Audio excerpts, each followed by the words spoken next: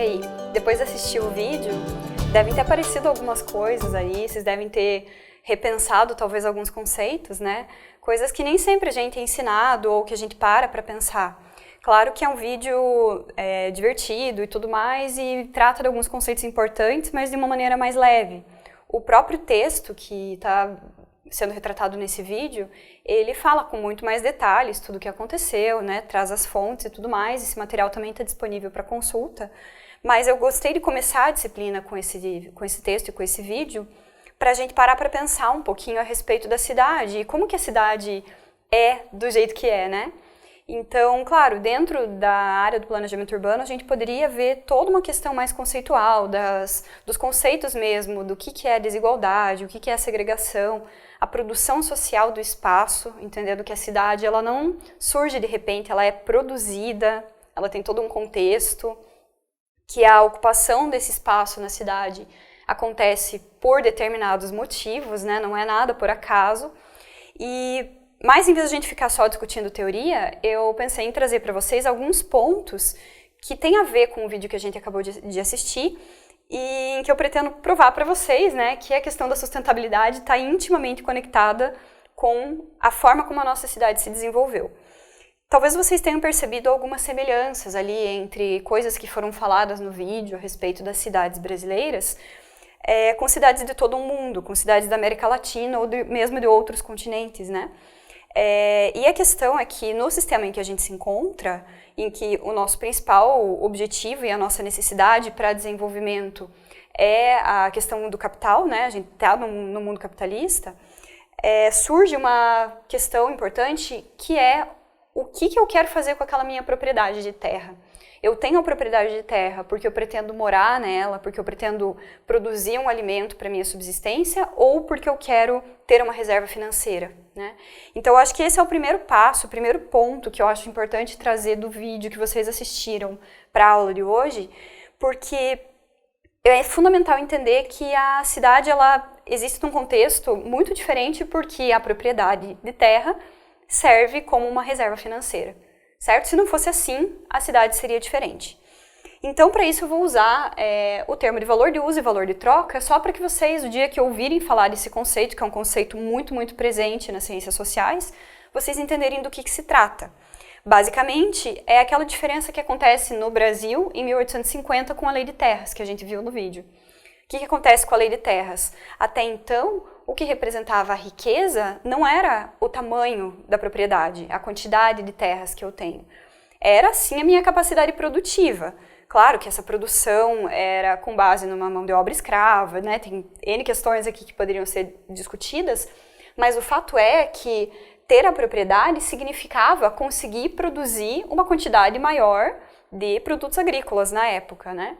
Então, eu falo que uma propriedade ela tem valor de uso quando a terra, serve para que eu more naquela casa, por exemplo. Então, eu tenho uma residência e eu habito ali.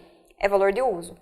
Quando eu tenho uma propriedade de terra com o objetivo de ganhar dinheiro ou de guardar dinheiro, e isso é muito comum, né? Vocês mesmos devem estar se identificando ali como minha família herdou um terreninho pequeno, é o nosso único bem. Né? Essa ideia da propriedade de terra enquanto um bem financeiro, aí eu posso dizer que a terra está sendo usada pelo seu valor de troca, certo?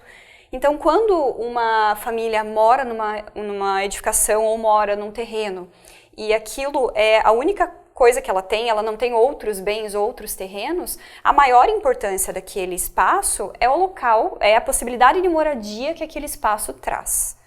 Então, se eu sou um grande investidor de terras e tenho muitos apartamentos, ou muitas casas, ou muitos terrenos, eu não vou usá-los, não vou usar todos eles, mas eles vão servir para me trazer um bem financeiro. E eu não estou dizendo que isso está certo, que isso está errado, isso apenas é inerente ao nosso sistema e à realidade que a gente tem no Brasil. Por que isso é assim, né? Entre todos os motivos, né? O que isso representa na nossa realidade? Representa que o direito privado da terra, do tipo, eu sou dono do terreno, é ali, eu uso esse terreno como garantia, né? Eu guardo meu dinheiro nesse terreno, em vez de ter dinheiro no colchão ou no banco, eu tenho um terreno. Isso pesa muito e a gente tem isso muito estável até na nossa economia, né? E às vezes isso entra em conflito com a questão social.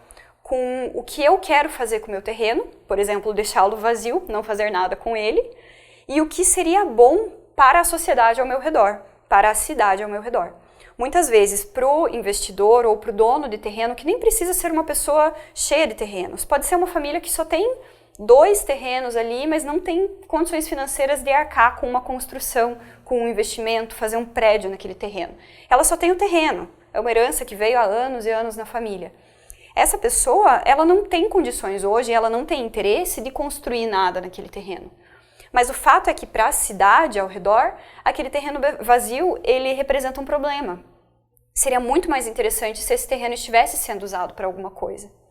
Certo? Então é aí que eu quero começar essa fala, né? Dizendo que quando eu uso efetivamente, usando aqui, claro, o terreno, né? Mas qualquer bem, é melhor do que quando eu apenas mantenho esse bem parado com o objetivo de lucro. É melhor para a cidade, mas não necessariamente aquilo que o proprietário quer. Então eu tenho esse conflito, em que o direito privado da propriedade, o meu direito de ter aquele terreno e fazer com ele o que eu quiser, entra em conflito com a função social das propriedades.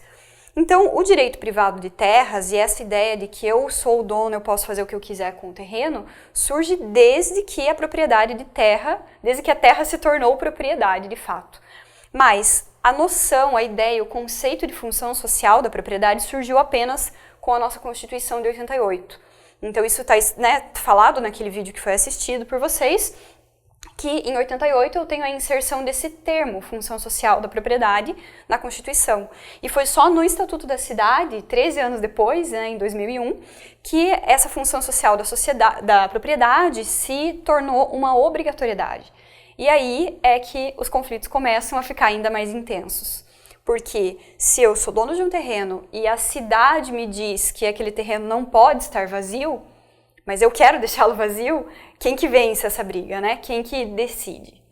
Então, eu quero falar para vocês a respeito de 2 questões, de 2 motivos pelos quais a gente precisa realmente pesar e tentar atender o tempo todo a questão da função social da propriedade, que é basicamente a propriedade cumprir uma função para a sociedade. Por isso esse nome, função social. Vou dar um exemplo. Centro da cidade. Perto de uma universidade, por exemplo, não tem estacionamento em lugar algum. E cheio de prédios, tudo ocupado, um monte de comércio, serviços, e tem lá um terreno vazio, um terreno baldio. Se eu que sou dono do terreno e não tenho dinheiro para construir um prédio lá, simplesmente colocar uma guarita, né, fazer um calçamento e colocar uma plaquinha de estacionamento, eu posso interpretar que a função social da propriedade já está sendo atendida de certa forma. Porque as pessoas que usam aquele espaço, a coletividade que usa aquele espaço, vai ter condições de usar, e ela quer usar aquele terreno para aquele fim que ele está sendo fornecido, né? As pessoas estão procurando estacionamento ali. Agora, se eu pego um bairro na periferia da cidade, que tem um monte de terreno baldio, que eu tenho, por exemplo, mais residências, mas eu não tenho nenhuma escola, nada, nenhum serviço público de atendimento, só casas, aqueles conjuntos bem distantes. E eu pego um terreno baldio e coloco uma plaquinha de estacionamento, ele não cumpre a função social da propriedade, concordam? Porque a função social naquele lugar não se busca como função social um lugar para estacionar um carro, certo? Então, a função social de cada propriedade é única. Aqui na cidade de Ponta Grossa, que é onde fica a sede da UEPG, né, a gente tem algumas demandas que com certeza são diferentes das demandas de outras cidades. Se eu pego o centro de Ponta Grossa ou um bairro periférico, também vão ser demandas diferentes. Então, quando no Estatuto da Cidade é reforçada essa questão da função social da propriedade, são criados instrumentos urbanísticos, como vocês viram no vídeo, em que cada cidade vai poder, cada município, na verdade, né, vai poder delimitar os seus instrumentos urbanísticos com o objetivo de fazer cumprir a função social da propriedade. E aí eu vou ter todos aqueles instrumentos que não cabe a gente discutir a fundo nessa disciplina, né, mas a questão da desapropriação com pagamento em título da dívida pública, o IPTU progressivo, as transferências de potencial, vários mecanismos que vão tentar fazer, às vezes até facilitar, para que uma determinada propriedade seja ocupada, certo? Então é um termo relativamente recente na nossa legislação. Muitas vezes os proprietários de terra questionam um pouco isso, porque eles estão acostumados desde o século XIX a poder fazer o que quiser com o terreno, né? E só no final do século XX, quase ali na virada do século, que a gente tem realmente a função social sendo colocada em primeiro plano. Então esse conflito do privado com o público, né, com o coletivo, ele é inerente ao nosso sistema e é inerente à nossa história. E aí, que relação isso tudo tem, né, essa discussão super social e tal, que relação que isso tem com a questão da sustentabilidade? Bom, vamos começar falando um pouquinho aqui a respeito da infraestrutura urbana, né? Então, vamos imaginar que eu tenho uma cidade, um bairro, uma parte da cidade, em que eu tenho rios, certo? Então eu tenho aqui um corte, né, imaginando que a rua vai descendo, e chega lá no final do rio, para de ter rua, né, mas ela é uma rua sem saída que chega na beira do rio. Essa particularmente é uma situação bem frequente aqui na cidade de Ponta Grossa, então é um bom exemplo para quem conhece esse nosso contexto, mas muitas das nossas cidades são cortadas por pequenos córregos ou por riozinhos. Então nesse nosso esquema aqui, a gente consegue ver que são terrenos, né, em azul, vamos imaginar que cada um tem o seu murinho aqui, separando do vizinho, e no final da rua, eu tenho a mata ciliar que protege o rio, e o rio está correndo ali. Bom, pelo padrão de ocupação urbana, vocês conseguem perceber que a maior parte das pessoas que moram nessa região aqui são edificações de um andar, né? Então, é uma casinha aqui de um pavimento ou de 2 pavimentos. Então, é uma ocupação de baixa densidade, como acontece na maior parte dos bairros residenciais. Eventualmente, eu vou ter algum terreno vazio e tudo mais, mas é basicamente esse o nosso padrão de ocupação. Se eu for pensar na infraestrutura que eu preciso para atender essa população, eu tenho que pensar também na Constituição de quais são os direitos básicos de um ser humano que mora na cidade, né? Os direitos básicos de um cidadão, que basicamente vão ser direito de ir e vir, etc. Né? Vocês já conhecem os direitos básicos, direito à moradia, direito à educação, enfim. Então eu preciso fornecer pelo menos um sistema de transporte coletivo. Para ter um sistema de transporte coletivo, eu preciso ter uma pavimentação razoável, né? Um bom sistema viário. Eu preciso fornecer acessibilidade, que muitas vezes é uma das grandes dificuldades da nossa cidade, né? Mas eu preciso que as pessoas consigam entrar e sair das suas casas até o seu ambiente de trabalho, de lazer, de uma maneira confortável e segura e autossuficiente, né? Então, no mundo ideal, nós teríamos acessibilidade em toda a cidade.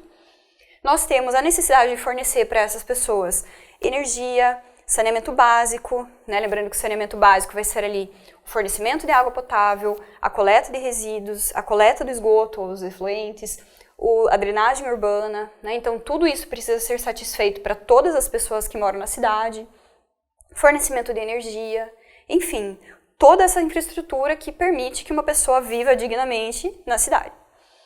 Nesse caso aqui, se a gente for pensar num simples exemplo, que é tubulação de esgoto, vamos pegar esse exemplo. E vamos imaginar que aqui perto do rio eu tenho uma estação de tratamento de esgoto, certo? Então, houve uma liberação e foi construída ali para baixo da rua uma estação de tratamento de esgoto, ok? Claro que é uma situação hipotética, né? Cada uma dessas casinhas aqui, ela vai ter 4 habitantes. Vamos colocar uma família grande, 8 habitantes. Eu vou ter relativamente poucas pessoas morando nessas casas. Então, se cada uma dessas pessoas resolver chegar em casa do trabalho e a primeira coisa que fez foi ir ao banheiro, vamos imaginar que todo mundo resolve puxar descarga no mesmo horário ali. Eu tenho uma determinada demanda de instalação de coleta de esgoto e de tratamento também para dar conta dessas pessoas, dessas famílias, certo? Aí, acontece uma mudança no zoneamento de uso e ocupação da cidade. E porque os proprietários de terra se organizaram, eles resolveram mudar a legislação, conseguiram mudar a legislação, né, que a gente sabe que muitas vezes isso acontece por meio de pressões políticas, e hoje eu não posso construir apenas 2 pavimentos aqui. Eu não tenho mais uma zona residencial 2. Mudou e a zona residencial 4. É zona comercial, é zona central. Esses termos que eu estou usando são especificamente da legislação aqui de Ponta Grossa, que é o exemplo que eu estou usando nessa unidade, e no próximo vídeo também vai ser o mesmo exemplo que vai ser usado. Mas vocês podem entender esses nomes como uma zona residencial de baixa densidade, uma zona residencial de maior densidade, ou uma zona comercial que permite o uso misto e prédios mais altos. A gente vai ver um pouco melhor a respeito dos coeficientes na próxima aula. Mas, de maneira esquemática, só para a gente entender o conceito, imagina que agora a lei permite construir prédios altos nessa área. Então, eu não vou mais ter apenas 2 andares ou 1 andar. Eu vou ter prédios de 10, 12, 15 pavimentos sendo permitidos em cada um desses pequenos terrenos, certo? Imagina isso de maneira hipotética. Se eu tenho um prédio com essa condição, e em cada andar eu tenho 2 apartamentos com famílias de 4 pessoas, então daqui a pouco eu vou ter muito mais habitantes do que eu tinha antes. Essas pessoas todas vão chegar em casa do trabalho e vão ao banheiro e puxam a descarga ao mesmo tempo, tá? Vamos imaginar uma situação caótica que todo mundo faz isso ao mesmo tempo. Vocês concordam que a demanda de esgoto desse edifício é muito maior do que o dos outros? Muito maior. A tubulação precisa levar esse esgoto até uma estação de tratamento. Então, a tubulação toda...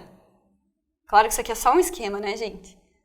Os engenheiros civis, todos os profissionais que trabalham com essa área sabem que o que eu estou mostrando é puramente esquemático. Eu vou ter que ter uma tubulação que seja compatível com o porte daquela edificação. Se ninguém mais tiver grana para construir um prédio, tiver interesse de negociar os seus terrenos, se eu tiver uma oferta muito grande de terrenos onde é possível fazer prédio, talvez só aqui eu tenha essa modificação. Então, a prefeitura, ou melhor, os cidadãos todos, né, acabaram investindo seu dinheiro através dos impostos em uma instalação que não é necessária, que é uma instalação muito superdimensionada, porque para esse prédio eu precisava daquela proporção toda, né, da coleta do esgoto. Para os outros eu não precisava. Então, quando eu simplesmente mudo a possibilidade de ocupação, né, da densidade urbana em um terreno só, ou em uma área em que o mercado não está realmente buscando por aquilo, ou em alguns terrenos de maneira isolada, ou em áreas que antes não tinham sido projetadas, não tinha infraestrutura projetada para dar conta desses sistemas, forçosamente eu vou acabar precisando investir dinheiro público em muito maior quantidade e eu vou ter poucos benefícios, poucas pessoas beneficiadas.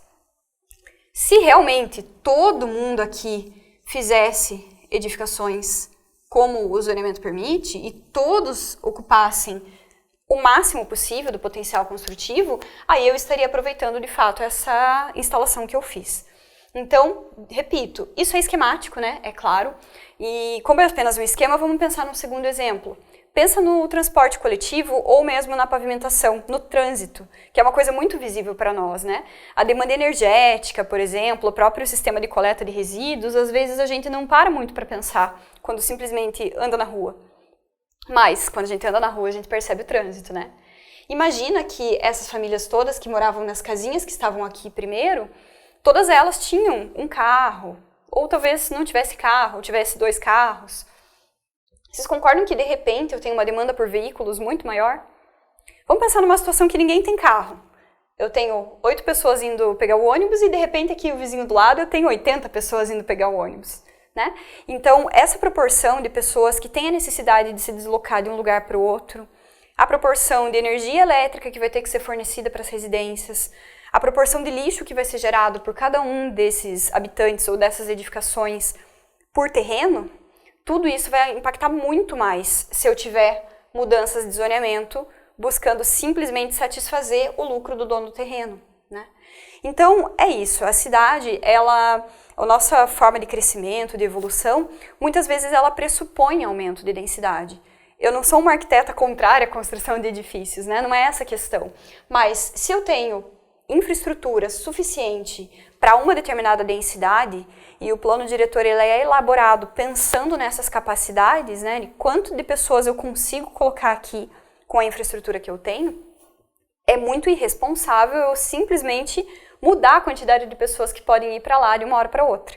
Porque forçosamente eu vou precisar dar mais infraestrutura e talvez eu esteja investindo meu dinheiro de uma maneira irresponsável. Se eu coloco ali demandas muito grandes, que vão, né, uma quantidade muito grande de pessoas em um único terreno, vai acabar me demandando mudar toda a infraestrutura do bairro, mas na prática poucas pessoas vão realmente morar ali. certo? Eu vou continuar falando sobre esse assunto, mostrando a questão da especulação imobiliária também.